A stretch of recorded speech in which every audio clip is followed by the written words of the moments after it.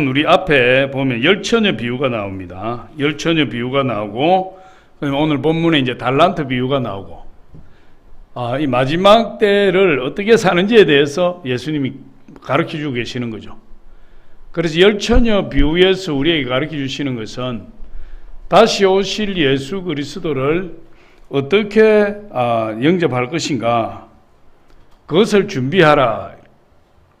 예수님이 다시 오시는데 아무 준비 없이 그냥 시간을 보내면 우리가 알지 못하는 시간에 밤에 도둑같이 갑자기 예수님이 임한다 그랬어요. 그래서 이 열처녀 비유는 등을 준비하고 기름을 준비해라. 그러니까 예수님의 재림을 기다리고 준비하는 삶을 살아야 된다. 열처녀가 다 등을 준비했죠. 그런데 문제는 다섯 처녀는 기름까지도 준비했고 다섯 처녀는 기름을 준비하지 않았다. 그런데 등과 기름을 다 준비해야 되는데 이 다섯 처녀는 등과 기름을 다 준비하니까 신랑이 올 때 신랑은 맞이해서 혼인잔치 들어가고 등은 준비했지만 기름은 준비하지 못한 다섯 처녀는 기름 사러 간 사이에 주님이 오셔가지고 혼인잔치 들어가고 문 닫혀버렸어요. 기름 사가지고 오니까 한 발 늦어버렸대. 내가 너희를 도무지 알지 못하느니 악한 자들아 물러가라. 그러니까 여러분 예수님이 재림하실 그때에 준비가 되어 있지 않으면 더 이상 기회가 없는 거예요. 그래서 우리가 지금 살아가는 이 시대가 마지막 때인데 우리가 무엇을 준비해야 되느냐? 등과 기름을 준비해야 된다. 그걸 가르쳐 주는 것이 열처녀 비유예요. 그런데 오늘 달란트 비유는 그럼 마지막 때를 살아가는 우리가 등과 기름을 준비할 뿐만 아니라 어떤 태도로 살아야 되느냐? 마지막 때에. 초대교회 당시에 예수님이 곧 임박하신다. 임박히 재림하신다. 그러니까 사람들이 우왕좌왕하고 일도 버리고 직장도 버리고 막 모아놓은 재산들 먹고 쓰고 또 타락하고 이런 현상이 막 생겼어요. 초대교회 때. 그러니까 예수님이 미리 방비하는 뜻으로 이 달란트 비유를 주셨다.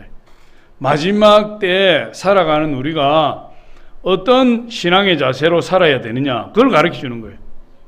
그래서 오늘 우리에게 말씀을 잘 들으면 우리가 이 마지막 때에 승리하고 하나님 축복 안에 살 수 있는 비결을 가르쳐 주고 있습니다.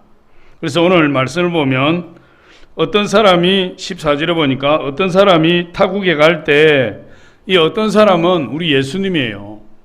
예수님이 상징하는 거죠. 어떤 사람이 타국에 갈 때 멀리 갈 때 그다음에 타국이라는 건 예수님이 십자가에 못 박혀 죽으시고 부활하셔서 하나님 보좌 우편으로 올라가셨다. 그걸 이야기하는 거죠. 그래서 어떤 사람이 타국에 갈 때 그 종들을 불러 종들. 그 종들은 누굽니까? 예수 믿는 저와 여러분들이. 예수님이 하나님 보좌 우편에 올라가실 때 예수 믿는 저와 여러분에게 당부한 내용이에요. 그래서 하나님이 달란트를 주셨다. 달란트를 하나님의 소유를 맡겨주셨다. 그렇게 이야기하고 그 주인이 나중에 먼 길을 갔다가 다시 오실 것이다. 그렇게 이야기를 하고 있어요. 19절에 보니까 오랜 후에 그 종들의 주인이 돌아와. 그 종들의 주인이 돌아온다. 이분이 누구죠? 예수님이 하나님 보좌 우편에 가셨던 예수님이 다시 이 마지막 때에 재림하실 것이다. 재림하신. 그걸 이야기하는 거예요. 그러니까 주인이 멀리 갔다가 다시 오실 때에 뭘 하신다고요? 결산한다. 결산. 결산이 중요한 겁니다. 결산이. 그래서 5달란트 맡긴 종, 2달란트 맡긴 종, 1달란트 맡긴 종. 그래서 다 모아놓고 자, 너희는 얼마를 장사해서 얼마를 남겼느냐, 얼마의 이익을 보았느냐, 이렇게 결산하는 거예요. 결론적으로 말씀드리면 5달란트 받은 자는 열심으로 장사해서 5달란트를 남겼다. 그러니까 주인이 뭐라고 이야기합니까? 착하고 충성된 종아. 2달란트 받은 자도 2달란트 남겼어. 그랬더니 착하고 충성된 종아. 1달란트 받은 자는 1달란트를 땅에 숨겨 놨다가 주인이 올 때 그걸 파서 주인에게 드렸어요. 그랬더니 주인이 악하고 게으른 종아. 그렇게 이야기를 해요. 어쨌든 하나님께서 오늘 말씀을 통해서 우리가 이 마지막 때에 어떻게 살아야 될 것인가, 거기에 대해서 이야기하고 있다는 사실이에요. 그래서 우리 어떻게 마지막 때를 살아야 되는가 보니까 첫 번째로 하나님이 우리에게 모든 것을 맡겨주셨다. 하나님이 맡겨주셨다. 하나님이 우리에게 맡겨주셨다. 15절에 보니까 14절에 보니까 이렇게 이야기합니다. 또 어떤 사람이 타국에 갈 때 그 종들을 불러 자기의 소유를 맡김과 같으니, 이렇게 하나님께서 그 소유를 종들에게 그냥 소유권 이전을 해준 것이 아니고 맡겼다. 그러니까 그 종들이 소유한 5달란트, 2달란트, 1달란트는 그 소유권이 어디에 있는 거죠? 주인에게 있는 거예요. 주인이 넘겨준 것이 아니고 분명히 성경에는 종들에게 맡겼다 이렇게 이야기하잖아요. 맡기고 떠났다. 그래서 맡기고 떠났다는 것은 소유권이 주인에게 있다. 주인에게. 여러분, 많은 사람들이 소유권이 자기에게 있다고 생각해요. 내 생명은 내 것이다. 내 생명이 자기 것이라고 생각해요. 자기 인생이 자기 것이라고 생각하죠. 그리고 시간도, 건강도, 재능도, 재산도, 지위와 명예도, 심지어 자녀들도, 남편도, 아내도 다 자기 소유다. 다 자기 것이다. 그렇게 생각합니다. 그런데 오늘 보니까 자기 소유는 하나도 없어요. 누가 맡긴 거죠? 주님이 맡긴 것이다. 그러니까 우리는 소유권이 없어요. 그런데 많은 사람들이 자기가 주인이라고 생각한다. 이게 문제예요. 그래서 이것은 내 것이 아니라 내 주인의 것이다 하는 것을 이 달란트 비유를 통해서 이야기하는 겁니다.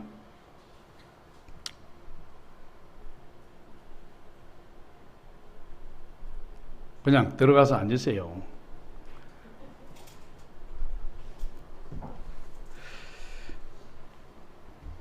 모든 소유는 주님의 것이다. 할렐루야. 그런데 우리는 착각하고 사는 거죠. 생명이 내 것이다.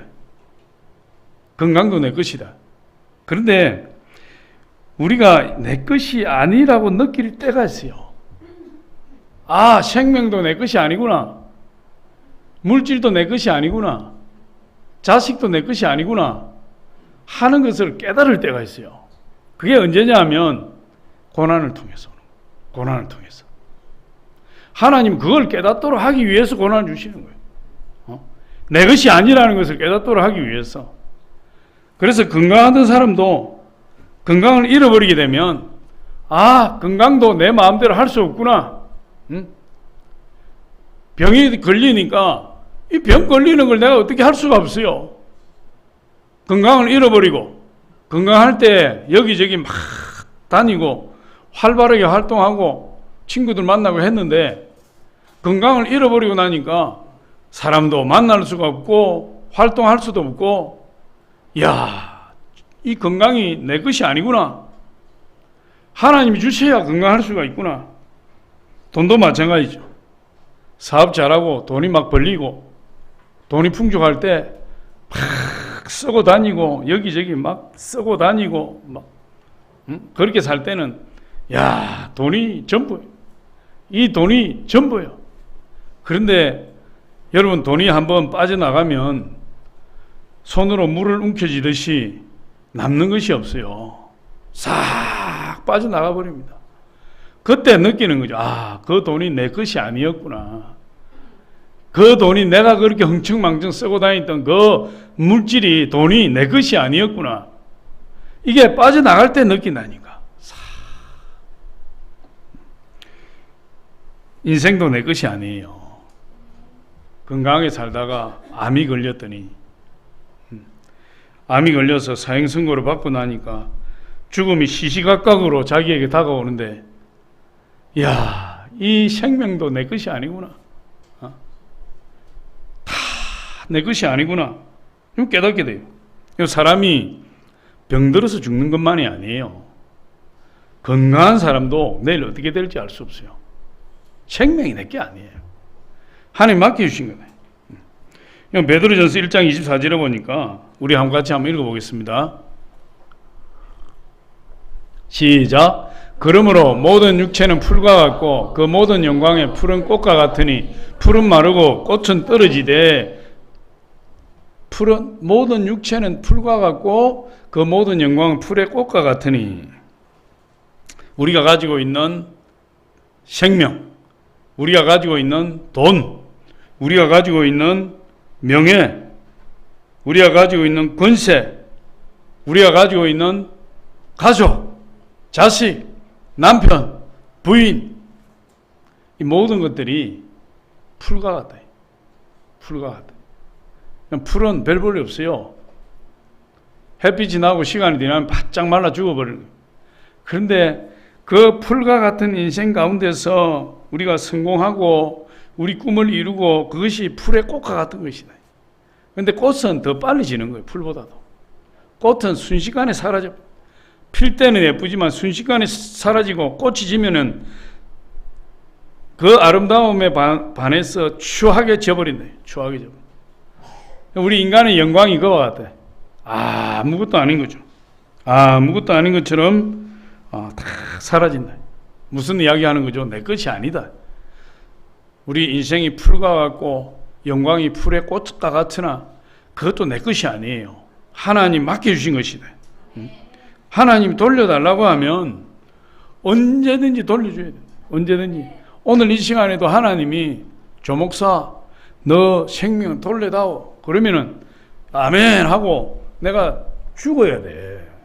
가야 돼요. 그게 우리의 운명이에요. 할렐루야. 내 것이 하나도 없어요. 두 번째로 보니까 하나님이 달란트 비유를 통해서 뭘 말씀하시느냐. 하나님은 공평한 하나님이시다. 하나님 공평한 하나님. 첫 번째는 뭐라 그랬죠? 달란트 비유를 통해서 우리에게 우리 소유가 없다. 우리가 가진 모든 것은 하나님이 잠시 맡겨주신 것이다. 두 번째로는 하나님은 공평하신 하나님이시다. 공평하신 하나님. 15절에 보니까 각각 그 재능대로 한 사람에게는 5달란트, 한 사람에게 2달란트, 한 사람에게 1달란트를 주고 떠났다 이랬어요. 그러니까 하나님은 이 소유를 종들에게 똑같이 나눠주지 않았어요. 그 종의 능력과 또 여러 가지 그런 환경들을 따라서 능력과 또 필요와 환경과 여건에 따라서 하나님 나눠주신다. 그게 공평한 거다. 할렐루야. 하나님의 하시는 일은 다 의로운 일입니다.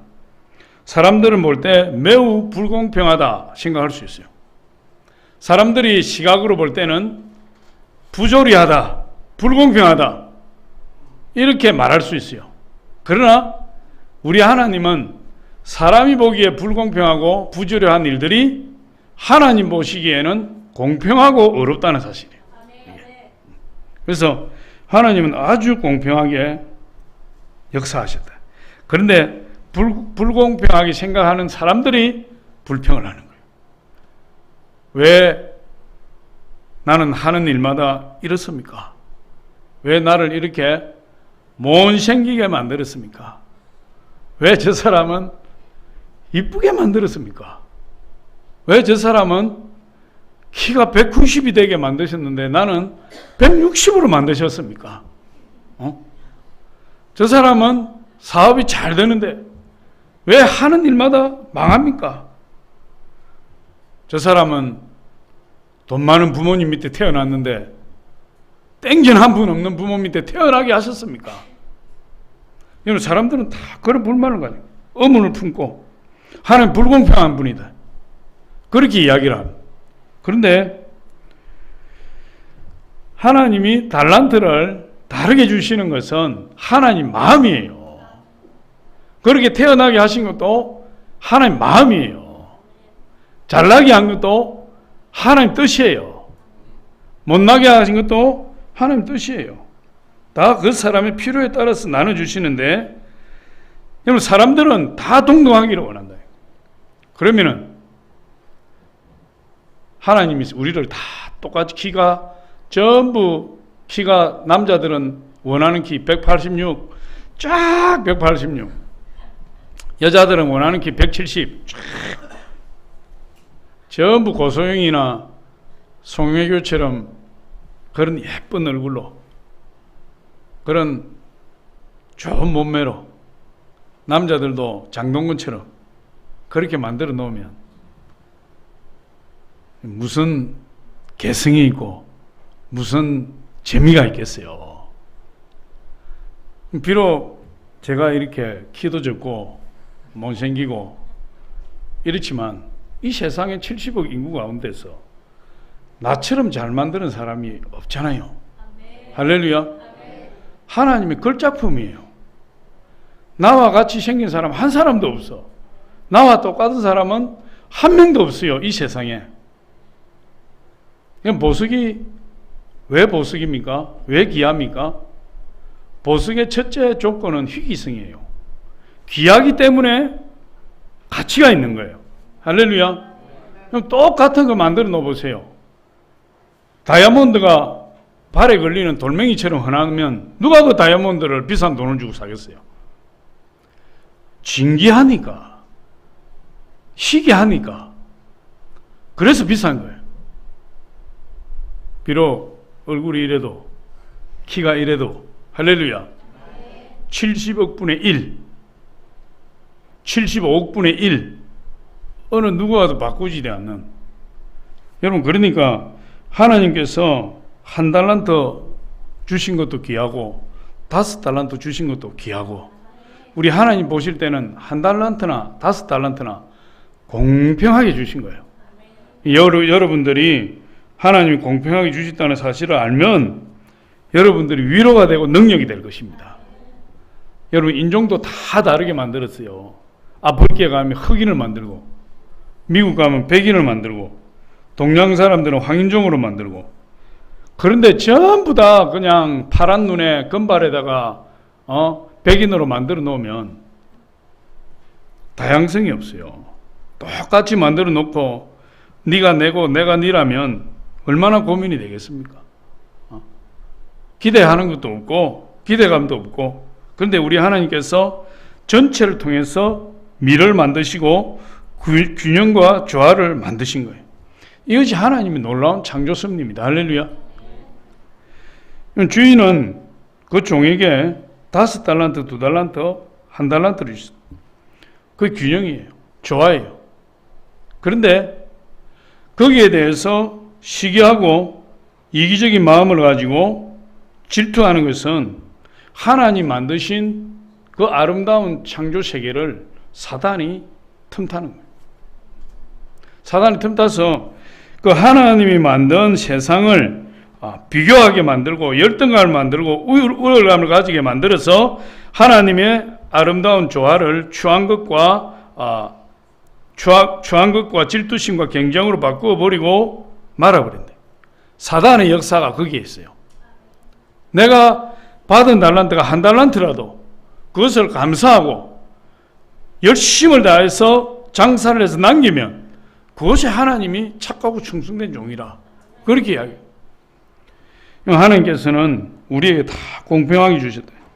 예쁘도 키가 크도 작아도 뚱뚱해도 날씬해도 못나도 지식이 많아도 지식이 약해도 다 하나님이 공평하게 만드신 겁니다. 그래서 여러분, 열등감 가지지 마세요. 조금 우월하다고 우월감 가지지 마세요. 하나님이 뺏어가시면 아무것도 남지 않고 하나님이 채워주시면 어떤 사람보다도 위대한 인물로 만들어 주실 수 있는 분이 하나님이시다. 세 번째로 보니까 이 달란트를 통해서 하나님이 우리에게 사명과 역할을 주셨다. 사명. 여러분, 하나님께서는 이 달란트를 종들에게 주었는데 종들은 그 달란트를 위탁받았어요. 5달란트, 2달란트, 1달란트.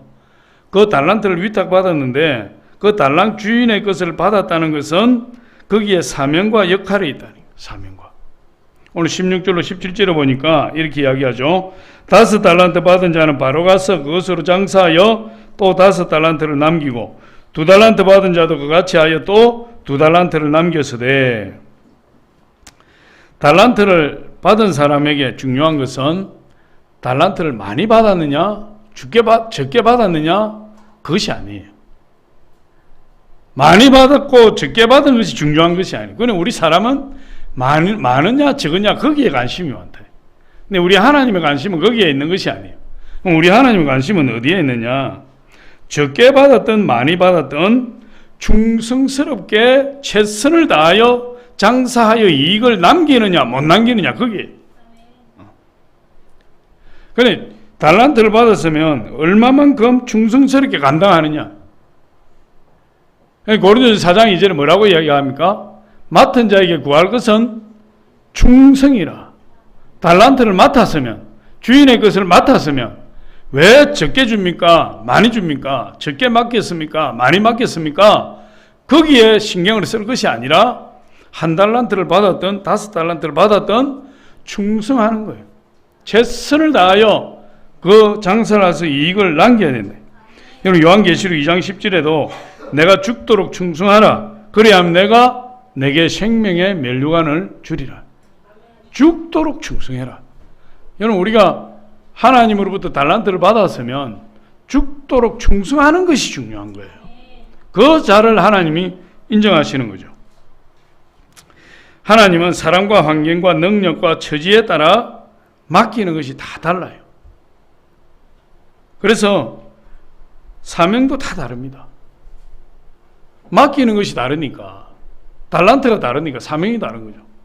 어떤 사람은 아프리카 오지나 그 이슬람 국가에 들어가서 선교하는 선교사 사명을 받아요. 그 사람 가서 거기에 가서 그 고난과 핍박을 당하면서 선교 사역을 감당해야 돼요. 그 사명을 받았으니까. 또 어떤 사람은 선교사로 나가지 않지만 선교비 보내는 겁니다. 선교할 수 있도록. 그 사명이에요. 다 선교사가 될 수 없어요. 다 후원자가 될 수 없어요. 사명에 따라서. 그러면 나는 보내는 선교사로 사명을 받았어. 내가 열심히 돈을 벌고 열심히 이익을 남겨서 그것의 일부를 선교비로 보내줍니다. 그러면 하나님께서 보내는 선교사나 나가서 열심히 사역하는 선교사나 상급이 똑같아요. 선교 선지자를 대접하는 자는 선지자의 상을 받을 것이요, 지극히 적은 자 하나에게 냉수 한 그릇이라도 대접한 자는 결코 그 상을 잃지 아니하리라. 나가는 선교사가 있고 보내는 선교사가 있고 사명이 다 다르다는 거예요. 달란트가 다르다는 것은 사명이 다 다른 겁니다. 그래서 하나님은 능력과 은사를 그 사람의 능력과 은사대로 달란트를 맡겨주신다. 맡은 사람에게 원하는 것은 충성이요. 하나님 나에게 달란트를 주셨으니 그 달란트를 가지고 최선을 다해서 장사를 해서 이익을 남겨라. 여러분, 그렇게 이야기하고 있는 거예요. 하나님 나에게 맡겨주신 달란트가 무엇이 되었든지 맡겨주신 그 사실에 감사하고 그 맡겨주신 분을 찬양하고 그 하나님께 영광을 돌리고 그렇게 나가는 것이 맡은 자의 태도예요. 여러분, 오늘 이 성경을 보니까 이 5달란트 받은 자는 바로 지체하지 아니하고 나가서 장사했다, 이렇게 이야기하고 있어요. 16절에 보니까 5달란트 받은 자는 바로 가서 그것으로 장사하여 또 5달란트를 남기고 바로 가야 돼요. 바로 가서 장사, 적시로 가는 겁니다. 주인이 한번 먼 타국으로 여행을 갔으니까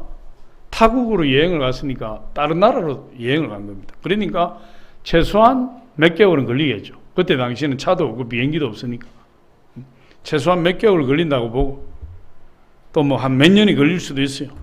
주인이 예전에 타국에 여행 갔다가 온 경험이 있다 그러면 그 종들은 우리 주인은 한번 갔다 하면은 5년은 걸리니까, 그리고 친구들을 불러 모아서 먹고 마시고 술 친구들과 더불어 나쁜 짓을 하고 그렇게 세월을 보내면 주인이 어느 날 알지 못하는 시각에 도덕같이 갑자기 임한다. 갑자기. 그렇게 이야기하는. 그런데 이 5달란트 받은 자는 5달란트를 주인이 맡겨주고 떠나자마자 바로 가서 장사를 했다. 바로 가서 장사를 하고 많은 이익을 남겼다. 이렇게. 그럼 성경에 보면 돈에 대해서 많이 이야기합니다. 그럼 돈 벌어야 돼요. 할렐루야. 돈이 악한 것이 아니에요. 사업이 악한 것이 아니에요. 우리 크리스찬들이 잘못 생각하면 돈은 악한 것으로 여긴다. 절대 그렇지 않습니다. 열심히 사업하고 열심히 돈을 모으고 낭비하지 말고 쓸 때 쓰고 쓰지 말아야 될 곳에 쓰지 말고, 할렐루야. 그렇게 이야기해요. 요즘 우리나라 풍토는 희한해요. 사업하는 사람이 뭐가 잘못됐어요? 사업하고 열심히 일해서 고용하고 그게 잘못된 게 아니에요. 지금 우리나라는 사업하는 풍토가 큰일이에요. 다 외국으로 나간다. 다 외국에 나가면은 지금 일본이나 미국이나 이런 나라들은 그냥 사람이 없어서 난리예요. 기업들이. 우리나라 청년들이 일본으로 가고 막 가서 취직하고 연봉을 1억 준다는데, 연봉을. 우리나라는 편의점 알바할 자리도 없다니까. 알바할 자리. 대기업들은 전부 외국으로 다 나가려고 하고. 그럼 기업가가 잘못된 게 아니에요. 도둑놈들이 아니에요. 왜 우리나라는 열심히 일해서 정직하게 돈 벌면은 다 도둑놈 취급하고 악당 취급합니까?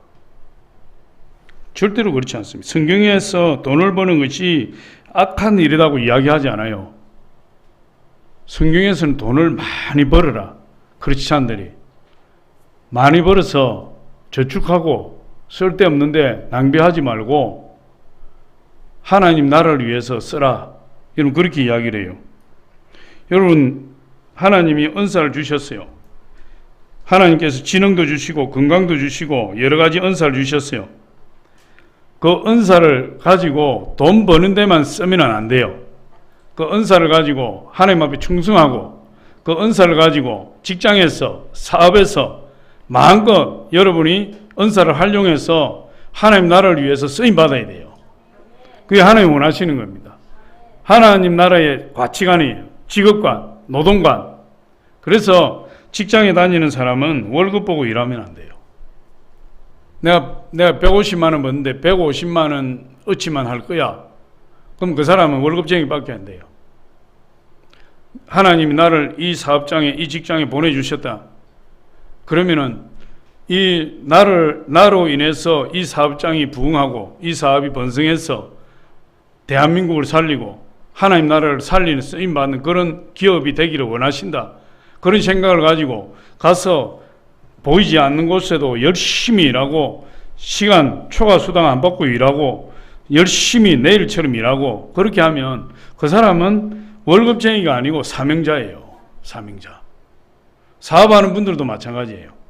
어떻게 하든지 내가 돈을 벌어서 한몫 챙겨서 이게 아니고 이 사업이 잘 돼야 우리 대한민국의 경제가 살고 고용이 회복되고 우리 청년들의 일자리가 늘어나고 어떻게 하든지 이 사업을 성공시켜야 돼. 그리고 하나님 앞에 기도하면서 온 힘과 열정과 정성을 다 바쳐서 그 사업을 건실하게 세워야 돼요.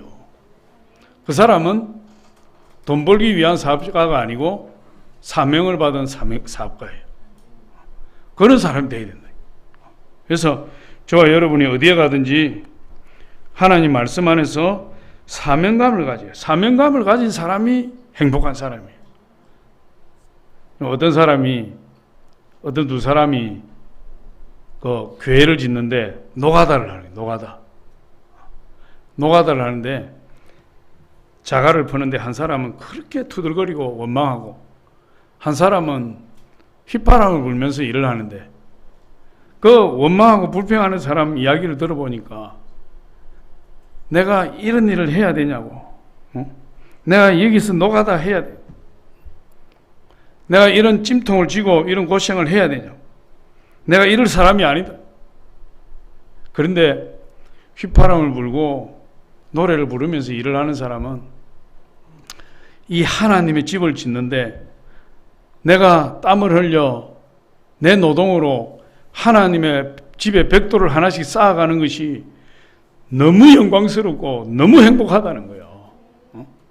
그러면 사명감을 가진 사람과 사명감이 없이 일하는 사람 차이가 하늘과 땅 차이예요. 그 사명을 가지고 일을 하니까 돈을 주건 안 주건 그곳에서 하나님의 집을 세우는 일을 하는 것 자체가 행복한 거예요. 우리가 돈이 우상이 될 수 없어요. 돈이 우상이 되면 안 돼요. 돈은 중립이에요. 돈은 선하지도 않고 악하지도 않고 돈을 만지는 사람이 어떠냐에 달려요. 그 돈으로 악한 짓을 하면 돈은 악해지는 것이고 그 돈을 가지고 선한 사업에 쓰면 돈은 선한 거예요. 하나님은 우리가 열심히 돈을 벌고 열심히 사업해서 그 돈을 선한 곳에 쓰임받기를 원하신다. 그럴 때 하나님 축복하시는 거죠. 5달란트 받은 사람은 즉시 가서 장사를 해서 많은 이익을 남겼는데 5달란트를 남겼다. 2달란트 받는다도 2달란트를 남겼다. 그러니까 주인이 그 사람들을 뭐라고 이야기합니까? 우리 읽지 않았지만 보니까 착하고 충성된 종아, 열심히 가서 열심히 일해서 돈을 열심히 버는데 착하고 충성된 종아 이야기하지 이 돈독이 오른 놈아 이렇게 이야기 안 해요. 돈에 눈이 먼 놈아 이렇게 이야기 안 하는데 우리 주님이 열심히 버세요. 할렐루야. 그리고 착하고 선한 사업에 많이 쓰임 받아야 돼요. 돈에 대해서 3가지 어려운 게 있다 그래요. 돈 벌기 어렵다. 돈 벌기 어려워요. 통장에 들어오면 통장에서 들어오자마자 1초도 머무르지 않고 자자작 다 나가버려. 보면 빈털터리. 돈 모으기. 돈을 잘 쓰는 사람을 보기 드물다 그래요. 안 써도 되는 곳에 펑펑 쓰고 써야 될 곳에 꼭 써야 될 곳에는 잘 못 쓰고 돈이 필요한 곳에는 돈이 아까워서 아끼고 쓰지 않아도 될 곳에는 아낌없이 낭비하고 많은 사람은 그렇게 한다는 거예요. 그래서 여기서 또 하나 발견할 수 있는 것은 이 5달란트 받은 사람과 2달란트 받은 사람이 있는데 5달란트 받은 사람이 우월감을 갖지 않는다는 거예요. 우월감. 하나님 달란트를 많이 주셨다고 해서 우월감 갖는 것이 아니고 2달란트 받은 자도 우월감을 갖지 않고 5달란트 받은 자도 2달란트 받은 자에 대해서 우월감을 갖지 않고 하나님이 주신 그 달란트를 가지고 열심으로 일을 해서 이익을 남기는 그 일에 집중하더라. 우리도 그래야 될 줄 믿습니다. 하나님께서는 저와 여러분이 받은 달란트로 최선을 다해서 이익을 남기시기를 원한다. 많이 받았으면 많이 받은 대로, 적게 받았으면 적게 받은 대로 그것을 가지고 내 능력과 최선을 다하여 하나님께 영광을 돌릴 때 하나님께서 영광을 받으신다. 네 번째로 이 달란트 비유를 통해서 하나님이 우리 주시는 교훈은 성장해야 된다. 성장. 남겨라 이랬어요. 남겨라 이 말은 다른 말로 하면 성장해라 이런 말과 같다고 볼 수 있습니다. 한 달란트 받은 자는 보니까 18절에 보니까 이렇게 이야기합니다. 한 달란트 받은 자는 가서 땅을 파고 그 주인의 돈을 감추어 두었더니 이렇게 이야기합니다. 이 한 달란트 받은 자는 아마 이렇게 생각할 수 있어요. 저 사람은 5달란트, 2달란트 받아서 멋진 일을 하는데 나는 한 달란트 받아서 이 시시한 일을 하다니, 그렇게 생각할 수 있어요.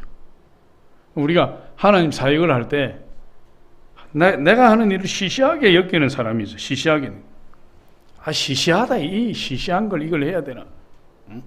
좀 멋들어지고 좀 남들 보기 좋고 또 아주 가치 있게 보이는 그런 일을 했으면 좋겠는데, 직장도 마찬가지고 사업도 마찬가지고 하나님 교회에서 봉사하는 봉사도 마찬가지고 자기 하는 일을 시시하게 여기는 사람이 있어요. 그러나 우리 하나님은 눈꽃만큼도 그렇게 생각 안 하신다. 하나님 전혀 시시하게 생각하지 않고 하나님께 있어서는 시시한 일이 없다. 시시한 일 자체가 없어요. 어떤 일이 시시한 일입니까? 쓰레기 청소부가 시시한 직업입니까? 제가 그리스를 갔더니 그리스도 우리나라처럼 청소차가 가고 이렇게 청소부가 뒤에서 유니폼 입고 매달려 다녀요. 그리스가 아테네 가니까 그렇게 다니더라고. 근데 아침을 먹고 식당에서 아침을 먹고 이렇게 나오는데 청소차가 쫙 와가지고 그 쓰레기를 싹 주워가는데 그 매달렸던 사람 뛰어내려가지고 하는데 보니까 정확하게는 모르겠지만은 20대 후반이나 30대 초반 된 아가씨 어휘를 하더라고. 금발머리가 하이바 밑으로 새어 나왔어요. 청소하는 게 부끄러운 게 아니죠. 왜 부끄럽습니까? 거기에 사명감을 갖지 못하니까 부끄러운 거예요. 나로 인해서 이 거리가 깨끗해지고 나 한 사람으로 인해서 이 도시의 사람이 쾌적하게 생활할 수 있다면 그런 마음을 가진 게 사명감 아닙니까? 왜 하나님 일에 시시한 것이 없어요. 우리 교회는 이 건물 자체에서 청소를 해주니까 웬만한 교회는 자체 건물을 가지고 있는 장로가 되면 쓰레기 청소, 화장실 청소 3년 뚫어 막힌 거 막 장로가 양복 벗어놓고 막 손에 고무장갑 끼고 막 뚫고 그 막 비누 칠해가지고 막 변기통 막 싹 닦아내고 3년 동안 화장실 청소 광내야 장로 장립 받는다. 성길 직업에 귀천이 어디 있어요? 사업의 귀천이 어디 있고 봉사의 귀천이 어디 있어요? 내가 이거 해야 돼. 내가 이거 해야 돼. 그런 사람 꼭 그거 해야 돼. 내가 이 더운데 이거 해야 되냐? 그 사람 그거 해야 돼. 할렐루야. 이 더운데 내가 전도를 해야 돼. 그 사람 전도해야 돼. 하나님께 시시한 게 없어요. 하나님 맡기셨으면 큰 일이든 작은 일이든 충성할 줄 알아야 된다. 그래야 하나님 기뻐하신다. 하나님 영광 받으신다. 할렐루야. 여러분 하는 사업에 자부심을 가지시기 바랍니다. 여러분 직장에 자부심 가지시기 바랍니다. 무슨 일을 하든지 거기에 사명감을 가지고 대하면 여러분은 위대한 사람 될 수 있어요. 그런 사람은 하나님 반드시 들어 쓰시는 거예요. 이 한 달란트 받은 사람은 땅에 묻어두었다가 그대로 주인에게 돌려주었어요. 창피하다 이거죠. 시시하다 이거죠. 못하겠다 이거지. 그랬더니 결산할 때 뭐라고 이야기합니까? 악하고 게으른 종아. 악하고 게으른 종아. 예수님이 하시는 말씀입니다. 현상 유지는 죄입니다. 현상 유지. 이 한 달란트 받은 자는 까먹지도 않고 한 달란트 그대로 현상 유지한 상태로 주님께 드렸어요. 그럼 하나님 주신 달란트를 가지고 시시해서 아무것도 안 하고 하나님 앞에 내어드리면 그 현상 유지 자체가 죄입니다. 악하고 게으른 종아. 생명이 있는 곳에 반드시 성장해요. 이분 예수를 믿고 10년이 지났는데 20년이 지났는데 현상 유지하고 있다. 문제가 심각합니다. 10년 전에도 시기하고 질투하고 성질 낼 거 다 내고 주일날 빠지고 다 빠지고 10년 후에도 여전하고 20년 후에도 여전하면 그 다음에 현상 유지예요. 근데 사실 현상 유지는 현상 유지가 아니고 태보입니다. 태보. 그게 하나님 앞에 악이고 죄예요. 이 악하고 게으른 종아. 그렇게 이야기해요. 왜 성장이 없습니까? 생명이 있는 곳에 성장이 있죠. 두 가지 이유입니다. 병들었든지 본래 생명이 없든지. 성장하지 않는 이유는 두 가지예요. 병들면 성장하지 않습니다. 병들어서 누워있는데 뭔 성장이? 근데 본래 생명이 없어요. 본래. 성장하지 않는 원인을 살펴보면 본래 생명이 없으니까 생명이 없는데 무슨 성장이 있어요? 그러니까 생명이 있으면 생명은 자라고 번성하고 열매 맺게 된다. 5달란트 받은 자는 생명이 있으니까 5달란트 남기는 거예요. 2달란트 받은 자는 생명이 있으니까 2달란트로 성장하는 거예요. 5달란트 성장하고 1달란트 받은 자는 병이 들었든지 생명이 없기 때문에 성장이 없어요. 남는 것이 없다. 그래서 문제가 돼요. 그래서 생명은 반드시 자란다. 그것이 성경의 법칙이고 생명의 법칙입니다. 하나님 살아 역사하시는 하나님이세요. 할렐루야. 생명이 있으면 반드시 자랄 수 있어요. 로마서 4장 17절에 보니까 하나님은 죽은 자를 살리시고 없는 것을 있게 하시는 하나님이시라. 우리가 하나님 앞에 나가서 찾고 두드리고 구하면 신앙의 생명력이 움직이게 되어 있어요. 하나님, 남기게 하여 주옵소서. 하나님, 이 일을 하게 하여 주시옵소서. 하나님, 하나님의 능력으로 우리 사업이 소생하게 하여 주시옵소서. 하나님의 능력으로 직장에서 기쁨이 넘치게 하여 주시옵소서. 구하고 찾고 두드리고 주님 앞에 나가면 반드시 그곳에 남는 역사가 있고 성장하는 역사가 따라오게 되어 있어요. 여러분, 1달란트 받은 자는 왜 현상 유지하려고 땅에다 감춰두었죠? 보니까 이 사람이 하나님에 대해 오해하고 있어요. 1달란트 받은 자가 이 주인에게 뭐라고 이야기하냐면 저 26절에 보니까 25절에 보니까 이렇게 이야기합니다.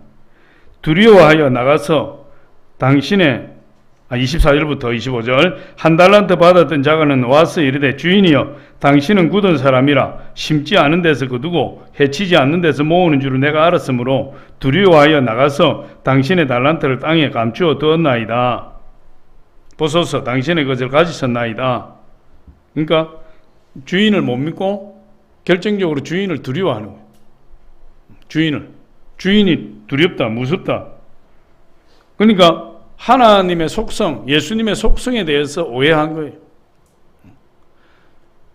혹시나 잃어버리면 손해를 끼치면 그 악하고 두려운 주인이 자기를 해칠까봐 그걸 하나를 파묻어 놓았다. 그렇게 이야기해요. 그건 변명이죠. 우리 하나님 좋으신 하나님이에요. 할렐루야. 생명이 있는 곳에 자라게 하시는 하나님이에요. 여러분, 하나님 자라게 하시는 분이 하나님이신데 내가 그걸 가지고 나가서 심고 가꾸고 하는데 왜 자라지 않겠습니까? 하나님 자라게 하시는. 나는 심었고 아볼로는 물을 주었고 우리 하나님은 자라게 하셨느니라. 자라게 하시는 분이 하나님이에요. 내가 할 일은 뭐죠? 심고 물을 주는 겁니다. 그러면 자라게 하시고 열매 맺게 하시는 분이 우리 하나님이에요. 이 하나님에 대한 잘못된 이해, 그것 때문에 이 종은 땅에 묻어두었다. 하나님 모르면 이런 일이 생기는 거예요. 예수님에 대해서 모르면 이런 일이 생기는 거예요. 마지막에 예수님 뭐라고 합니까? 이 악하고 게으른 종아, 내가 너를 도무지 알지 못하니 나에게서 떠나가라. 그 종이 어두운 데 쫓겨나 슬피 울며 이를 갈게 되리라. 그렇게 이야기합니다. 우리 하나님에 대해서 오해하면 그렇게 돼버려요. 결론적으로 말씀드리면 나에게 맡겨주신 달란트, 나에게 맡겨주신 일, 저와 여러분이 큰지 작은지 위대한지 따지지 말아요. 나는 왜 이렇게 조금씩 같은 일을 줍니까? 예수님은 그렇게 이야기해요. 그 좁쌀 같은 일에 충성해라. 적은 일에 충성해라. 그래야 하면 많은 것으로 내게 맡기리니 내 주인의 즐거움에 참여할지어다. 그럼 처음부터 큰 걸 맡기는 법은 없어요. 처음부터 큰 덩어리를 맡기는 일이 없어요. 보잘것없는 거, 남들이 다 무시할 수 있는 거, 거기에 최선을 다하고 충성을 다할 때 하나님이 점점 큰 일을 맡겨주신다. 작은 일에 충성해라. 여러분 그렇게 이야기합니다. 하나님은 내가 얼마나 많은 것으로 잘했느냐, 거기에 관심이 있으신 것이 아니라 얼마나 충성했느냐, 얼마나 충성스럽게 노력했느냐, 거기에 대해서 관심을 가지시고, 하나님께서는 내가 죽도록 충성하는 그것을 보시고 상급을 주신다. 하나님 주시는 축복을 누릴 수 있는 길은 나에게 맡겨주신 달란트를 열심히 장사해서 이익을 남겨 우리 하나님 앞에 올려드리는 거예요. 그 일을 행할 때 하나님이 저와 여러분이 더 큰 일을 맡기시고 더 큰 축복으로, 더 큰 기쁨으로 저와 여러분을 이끌어 가실 줄 믿습니다. 아버지 감사합니다.